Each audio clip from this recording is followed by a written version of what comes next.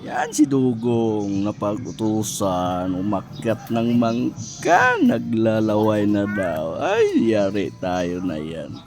Kahit hindi tayo marunong umakyat, akyatin natin yung mangga na yan para malalaman yung naglalaway.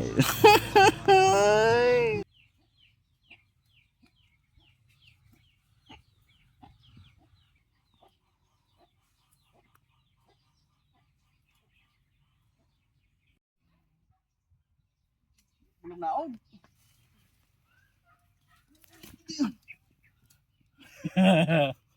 Oh,